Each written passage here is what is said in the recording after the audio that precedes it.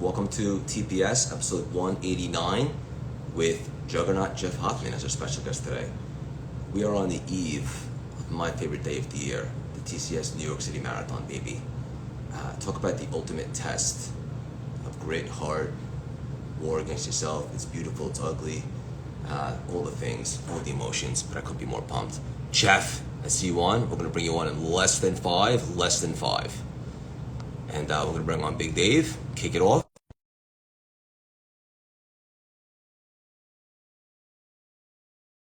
That's what you're excited about this weekend. If you're interested in tracking me in the TCS New York City Marathon, you could download the app and type in 6333 or Craig Siegel. There he is. What's up, my brother? What's going on? Where are you, handsome? I am in Cancun going to the cenote Monday and Tuesday, the weekend, with my wife to celebrate our marriage, our life together. Yeah, where is it, Bethany? Cancun. Where is she?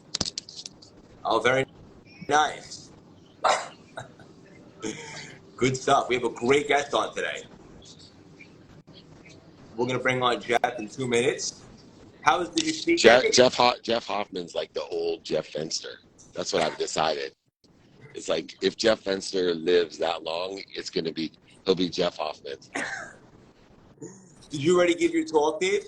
No, not till Monday and Tuesday. Oh, so a little vacation before that. Vacación, mi amigo. Very nice. Okay. Yes.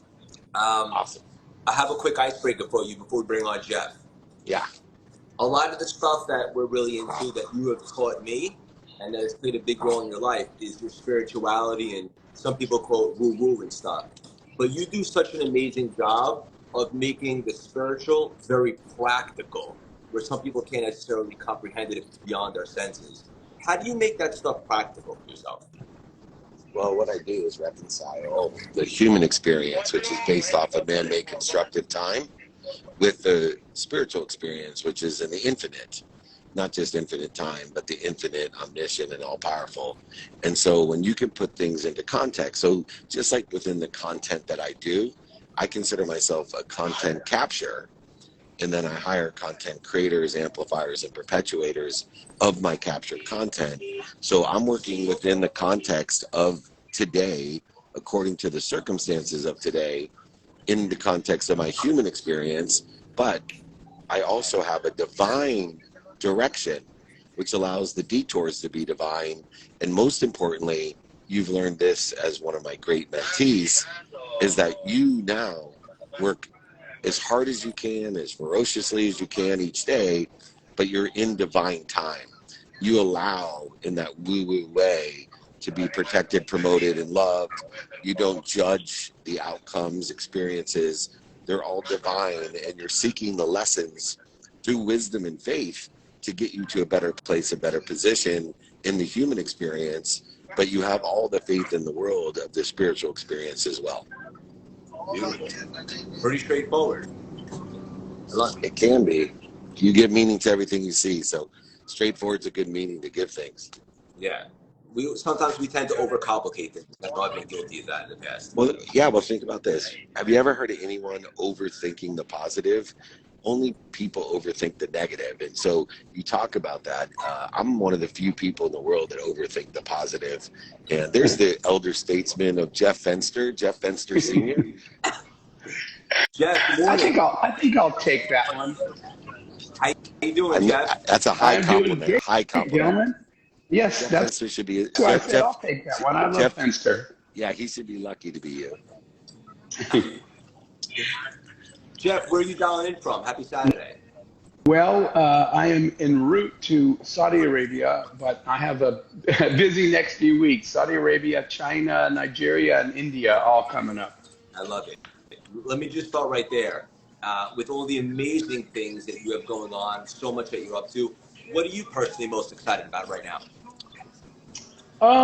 Probably for me, it's the work that I do with youth.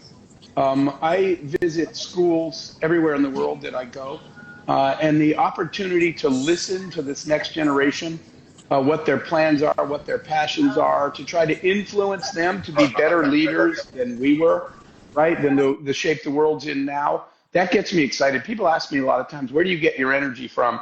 It's mostly from youth, from kids, and the work that I do, sitting down with them and saying, man, it's about to be your world. You got to do better than we did. What's the plan? And I just love the optimism of people that instead of the news that just constantly tells us how horrible everything is, there's a whole generation of young people that tell you how good they're about to make it. And I love that.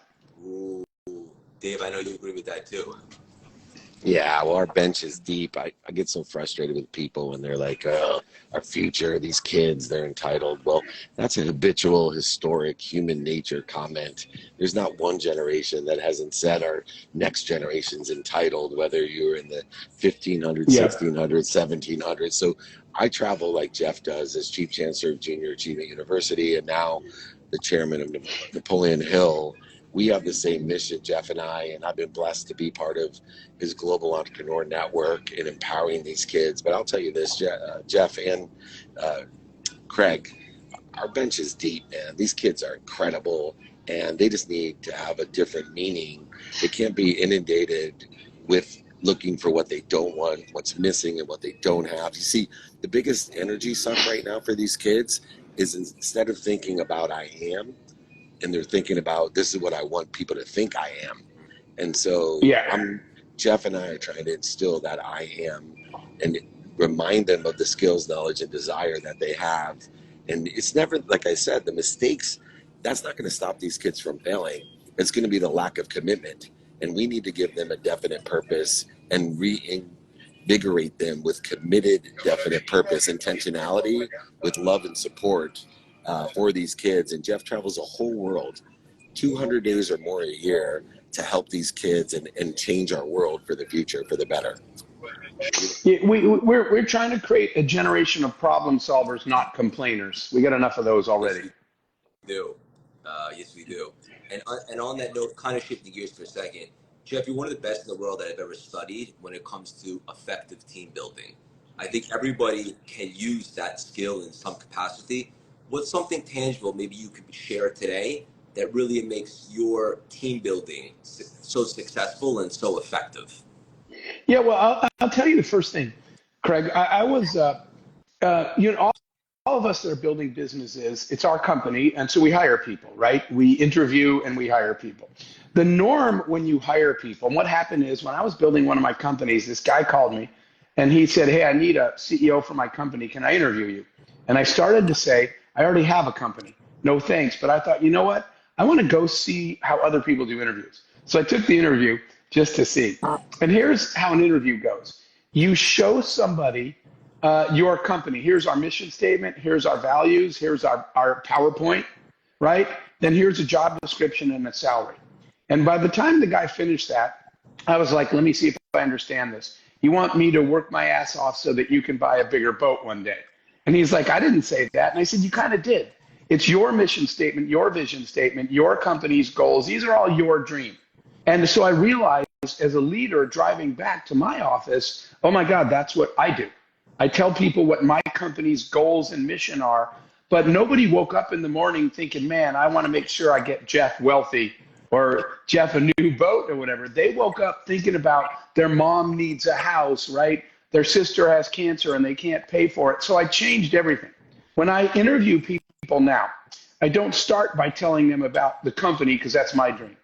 I start by asking them to tell me what dreams do they have to accomplish in their life.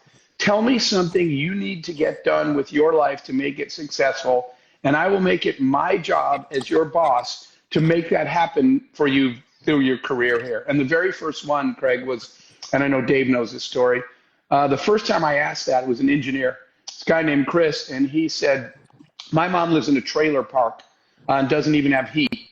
And he said, my goal is to be successful enough to buy my mom a house in Florida, completely paid off, as a thank you for everything she did by being my mom. And I was like, dude, you're hired.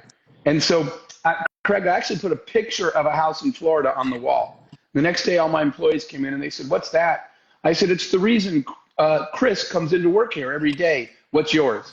So if you go to my office now, you would see pictures that seem random all over the walls. They're not. I know the reason everybody works for me, and it's not because I have a dream. It's their dream, and it's my job to help them get there through working for me. That's probably something everybody could do tomorrow going home. Beautiful, and it's empowering. Right, Dave? Well, that's why I hang out with Jeff. He's not only a great friend, but he's such an inspiration with great clarity and how to live a better life for an abundant world for everyone to have more than enough, not just having a boat himself, which, by the way, he doesn't even have a boat because he doesn't give a shit about personal possessions for himself. He cares about changing the world. He cares about changing the world. But the only thing I have to add, and I think, someone who's hired thousands of employees like Jeff, is people focus too much on skills and knowledge. And I look at a resume only to figure out what your skills and knowledge are today. But what I interview you for is your desire, the delta that you're going to have in your life, and the gratitude, the forgiveness, the accountability, and the inspiration all contribute to a harmonious asset, which elevates the desire to be what you must be. Jeff Hoffman is one of the world's greatest entrepreneurs ever. Do a fact check. Whatever in the whole world, there's millions and millions of entrepreneurs. But the reason he is that is not because he has greater skills than anyone, not because he has greater knowledge of who and what. It's because he has the desire that he must be what he can be. And so he doesn't lack any purpose, and that purpose is always greater than the pain that is present, omnipresent for both of us, all three of us. And so I want to encourage people to not worry about skills and knowledge. Those are easily trained and accessible. It is, especially with AI and virtual assistants, skills and knowledge are easy to come by with AI and VA and employees, but desire's not. And if you learn to hire for desire, I promise you, you will elevate the collective consciousness, the abundance in your business and in your life. That is so perfect, Dave. And what proves that, Craig? After I asked that guy, Chris, what his desire was, and he said to take care of my mom and buy her a house, I said, "You're hired." And he said, "You didn't even interview me." And I said, "Oh, yes, I did."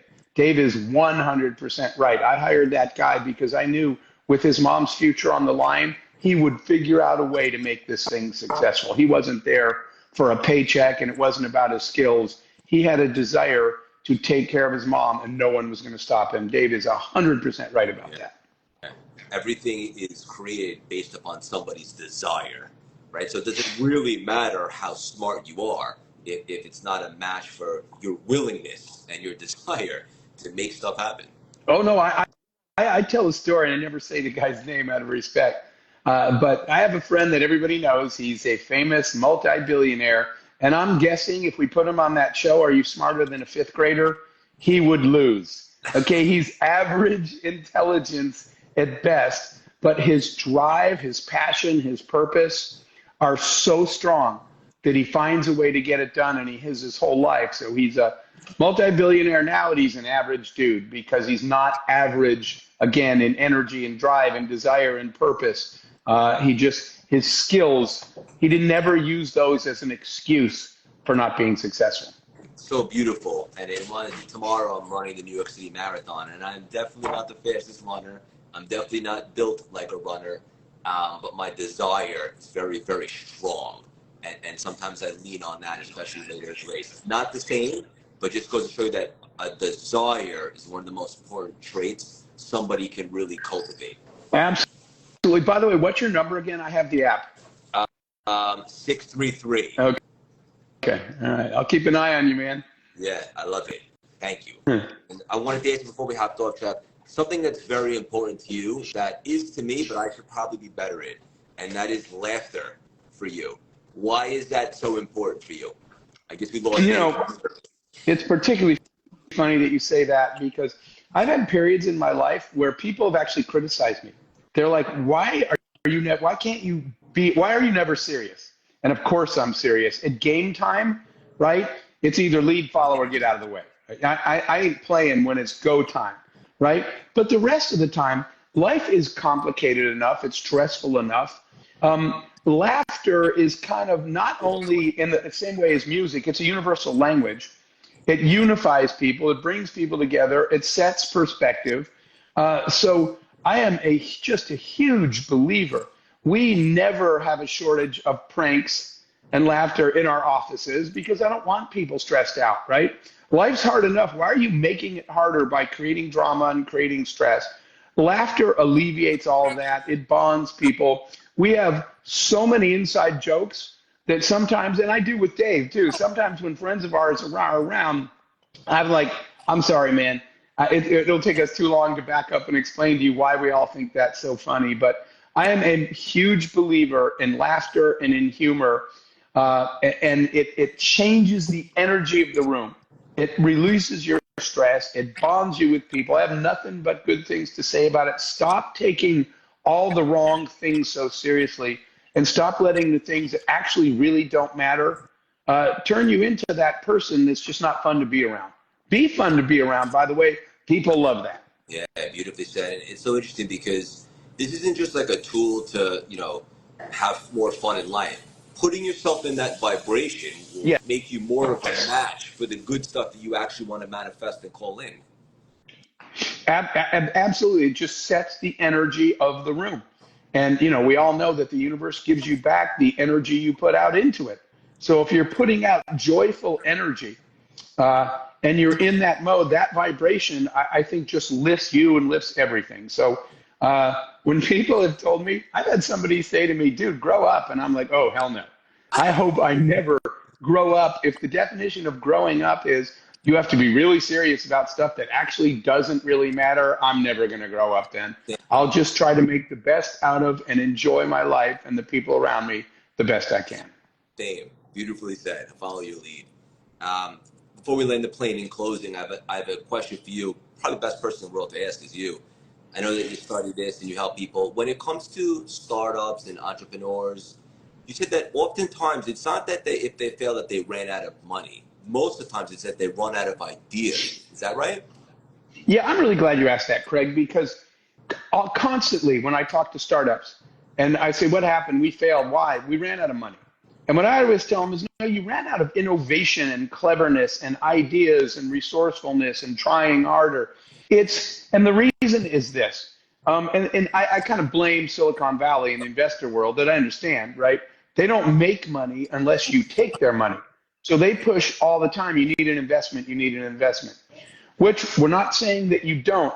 But the truth is that financial capital is not the most valuable resource or the scarcest in the world. Human capital is. And so it's not a money game, people. It's a talent game.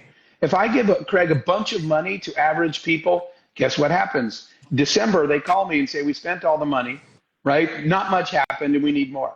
If you give a little bit of money to rock star people and you come back and you're like, how did you do that with that little money? They're like, dude, that's all the money we had. So we had to figure out a way.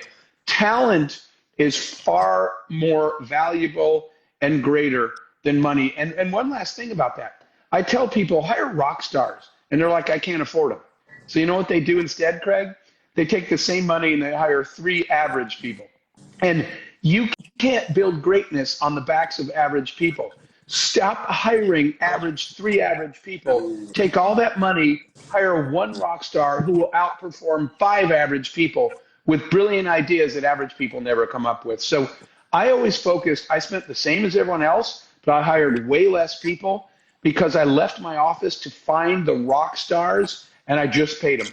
Remember, you say you can't afford rock stars, but you're spending the same money on average people. Less people, same money, and these rock star people are the ones that come up with ideas to get around the need for funding. Eventually you need funding, but if you only have average people, the funding's not going to get you there. Talent is.